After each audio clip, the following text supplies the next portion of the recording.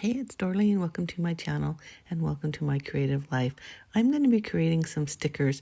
So my daughter needed a bunch of stickers, pumpkins for a project at work. So I said, hey, I can make that. What I did is I looked through Cricut Design Space and I just looked for different pumpkins that I thought were super cute. It kind of had the same vibe.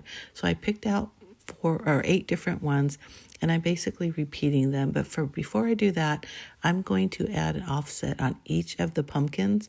Now ask me how I know.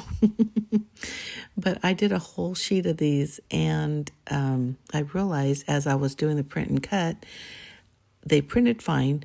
Then they started cutting and there's these little curly cues on the top of the pumpkin stems, and they were literally trying to cut around it. Now, each of these pumpkins are like 3/4 of an inch tall, so you can only imagine how long it would have taken to do an entire sheet. So I stopped it, and I'm keeping the print and cut for a different project. So for these, I added an offset. So at least when you cut them out, it wasn't the curly cues, it was the offset.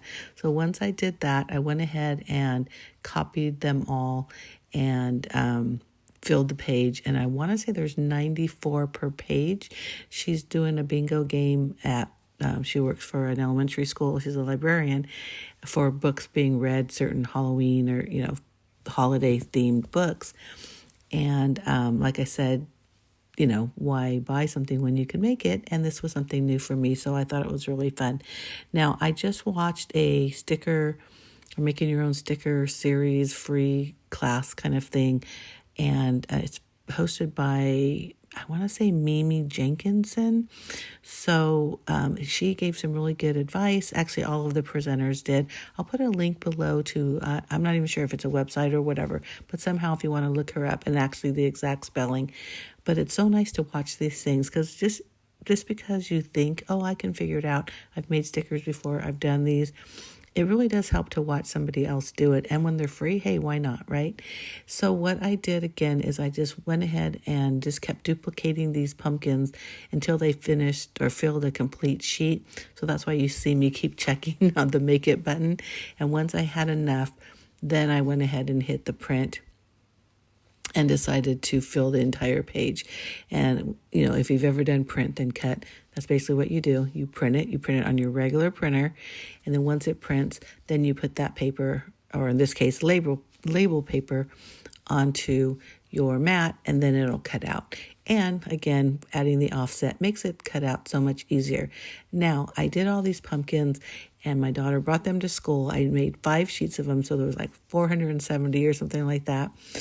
And then she completely forgot that there are some students that don't celebrate Halloween, and so she needed some just kind of typical fall images for those students.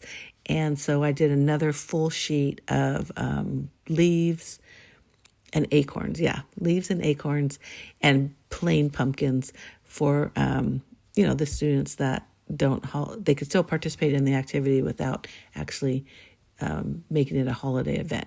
So anyhow, but I cut these out at washi. It's the paper or the type of material, and that's why they were able to stay on the sheet. And you saw me just peeling up so easily. And this was a fun project. And like I mentioned, when I watched that free video, that's where I had the suggestion of using the washi paper instead of just like your normal sticker paper. I don't know if you could have used normal sticker paper, probably would have worked, but I followed those directions and it worked perfectly. So here you go, folks, making your own stickers. Look at that, so fun. Thanks for watching. Make sure you give me a thumbs up if you like this, and don't forget to hit subscribe. Bye.